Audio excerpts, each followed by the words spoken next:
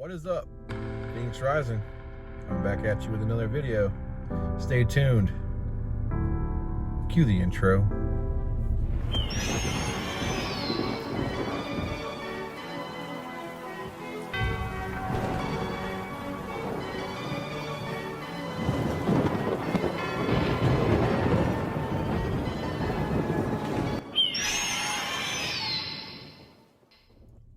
Welcome back to another episode of Phoenix Rising. Today's video, we're going to talk to you guys about 160 Driving Academy and my overall experience with 160. So it's going to be maybe a longer video because we got to talk about week 4 and week 3. So we're going to go ahead and get right into the video. If you're new here, please like, comment, and subscribe down below. It really would mean a lot to get the likes and subscribes.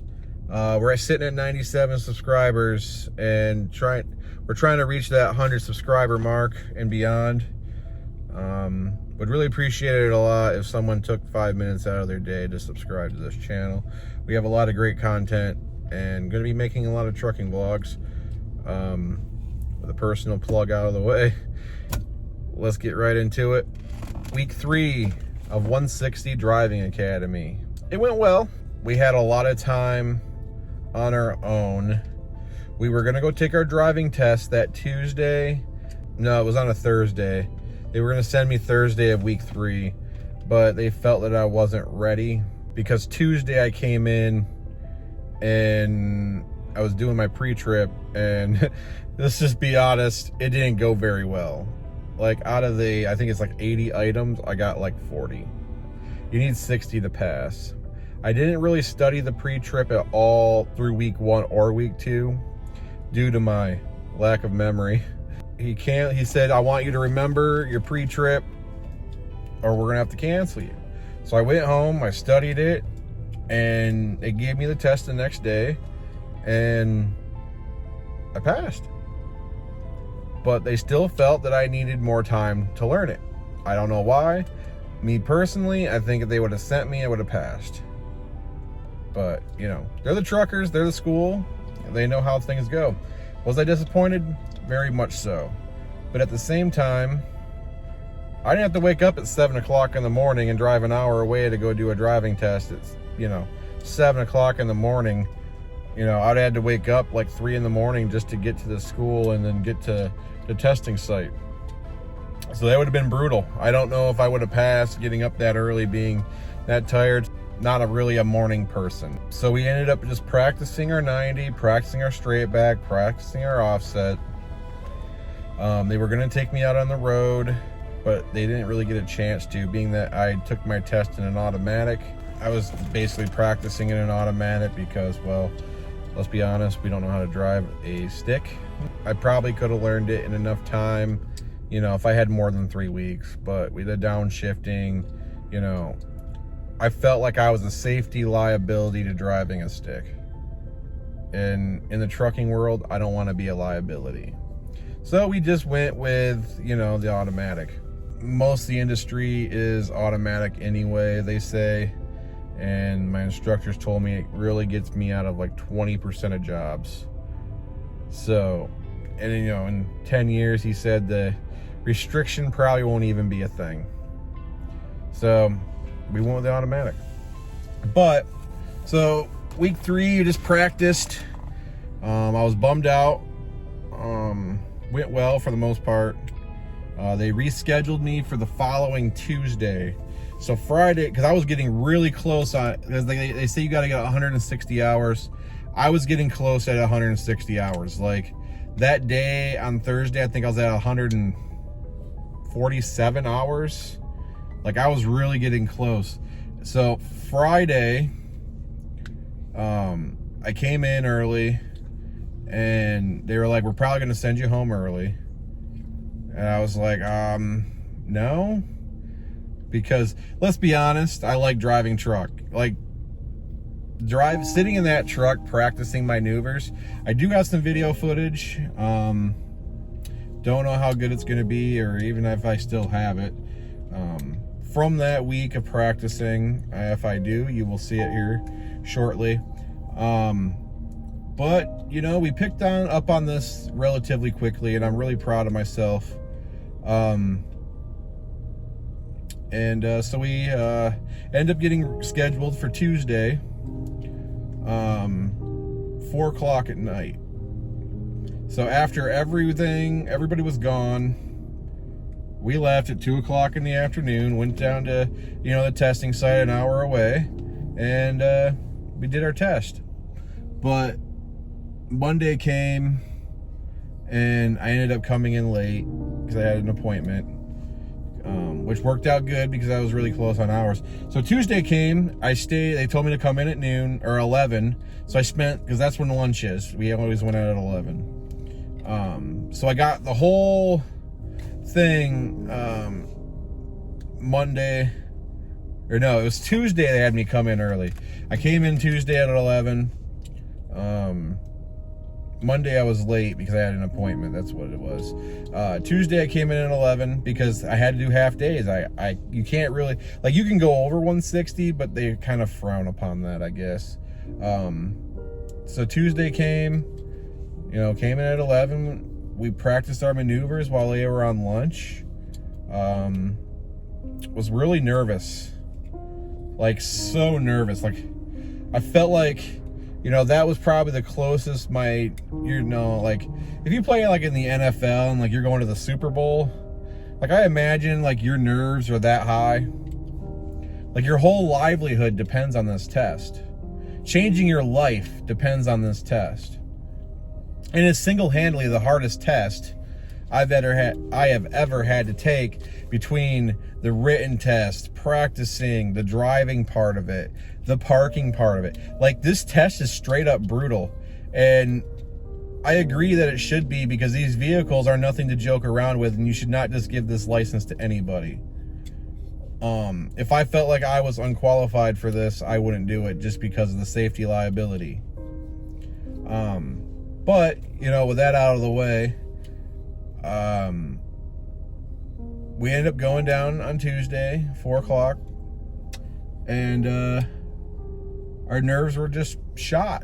So we ended up going across the street because we were supposed to be there at 4. The testing guy was like, we're not going to be, he had to come from work. And he was like, well, I'm not going to be there till 4:30. He didn't show up till 5:30. And then we had a giant monsoon of a rainstorm, which came through, with at least 40 to 50 mile straight line winds. Torrential downpours. You couldn't even see. The testing site was in dirt and it turned into a mud hole. So I'm just sitting here like, how am I going to do this now? Because when we got there, it wasn't raining, and I scouted the whole testing site, and there were tracks to do the 90, and I was like, we're just going to follow those, because our backing's still a little shaky. Like, even today, like, it's just one of those things. I've never backed a trailer, and in 3 weeks, I've improved massively, but we still got a lot to learn. So the rainstorm came, and really put a damper on things. I started to get even more nervous. So before the storm started, we ended up going across the street, getting something to drink, and some gum, because I'm really good at chewing gum to help calm the nerves, because I was rattled. Like, I was starting to get in my own head. I was like, you've come so far, and we'll get into that in a minute. So he was late, which threw my nerves off even more. But he finally showed up about 5:30, which is, Eastern time. And he did all his, he needed my permit and my medical card. So if you're going to take your DOT, if you're going to take your road test, make sure you bring those, because they are required. So he gave me that. He went and took some numbers off the truck.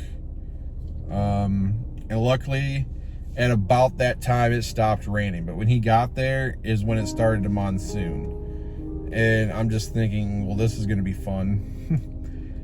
The trailer, he had like a camper, and it was just rocking all over. So that happened. So I ended up going to do my pre-trip, which is like the automatic fail. You know, you gotta get that air brake right. It's very crucial, which I agree. If you don't get that air brake right, you shouldn't be driving a truck, because if your air brakes fail or you don't know how to test your air brakes, that's the most important part of a semi. You know, that like you have to learn that. And, you know, we did the whole pre-trip. We went through, you know, the whole in-cab, nailed it, because, you know, I don't even know if I mentioned it before in this video, but we came in the next day after, you know, a 40, and we remembered it so well, we ended up getting like an 80 or 90%. And even on, like, I went through that whole few days, and like, I got to the point where I memorized it so well. So remember your pre-trip, folks. It's crucial. You don't go anywhere unless you get the pre-trip. So I waited till the end of me going into training because my memory sucks and I need to have a fresh thing in my mind of the test. If I would have done that week 1, you know, it would have been hard for me to remember in week 3. So we memorized it, we perfected it.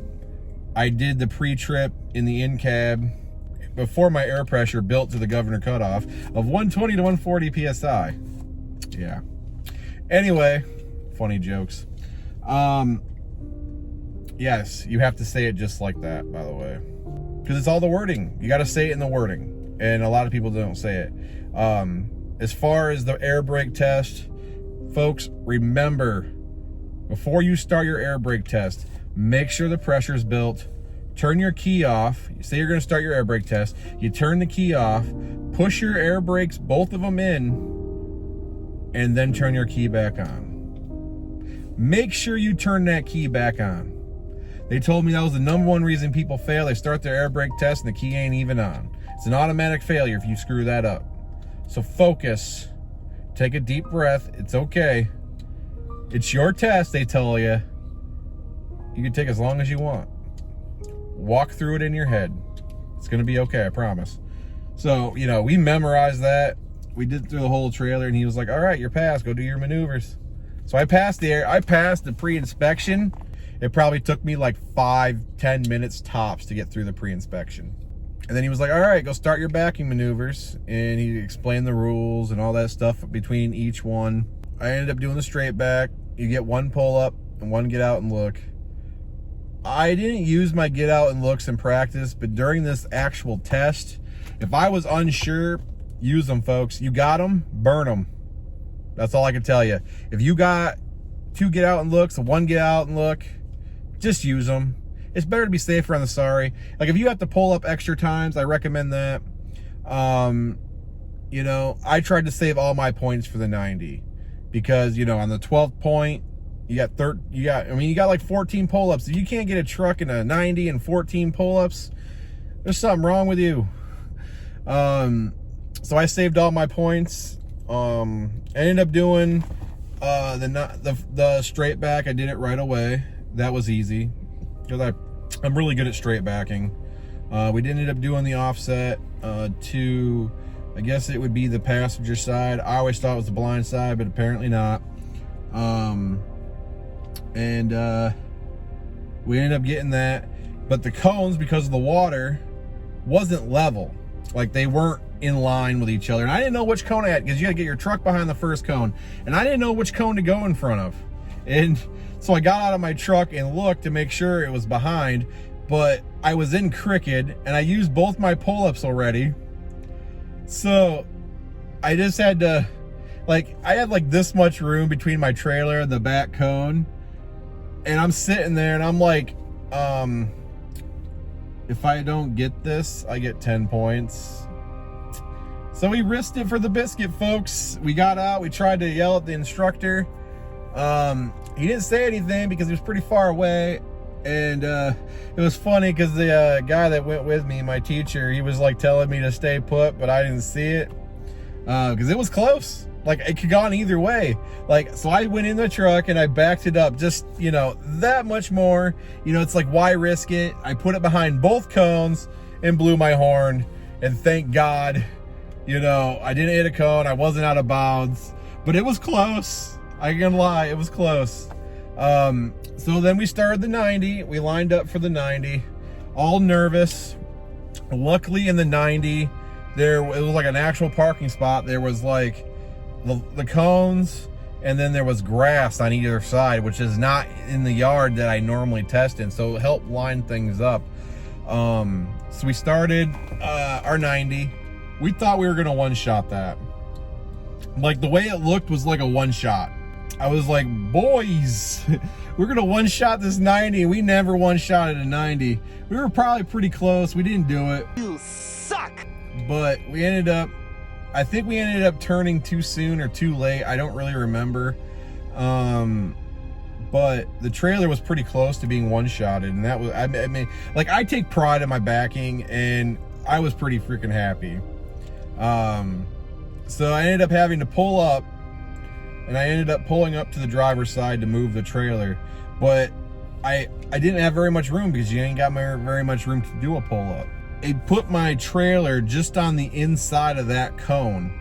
So I turned it to get my trailer to go to the passenger side to kick it back over that way, because I knew I had all kinds of room on the other side. But like, we were literally that far inside the cone. We had very room for air. I was like, I can't hit a cone, that's 2 points. You know, that's all I wanted to do was not hit a cone. Like, that was priority one, was don't hit a cone. Because then I would have had to pull up again, and I was not in a place to pull up. Like, if I would have had to pull up, I would have been screwed. Like, it was that simple. So we couldn't use our pull, we couldn't get out of bounds. So we ended up turning it, and we ended up having to kick it back. Like, you had to get under it like right away, because there's, you know, it's a small spot. We got under it just in time. We got the trailer in enough to the point of where I used to get out and look. I was like, I have to make sure that this truck's in bounds, where it's at. We used to get out and look. We got out. We wanted to make sure, you know, we were clear on either side. We were. So we got in the truck. We started backing it up slowly. But, and I tell you folks, this truck, it literally went down the driver's side of these cones with that much room to spare on either side. And I was like, I think I'm gonna need to pull forward again.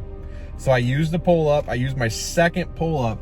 I pulled up all the way, but once again, I didn't get the trailer far back enough. So I guess it was kind of a waste of a pull up. So we ended up having to get the truck back pretty far.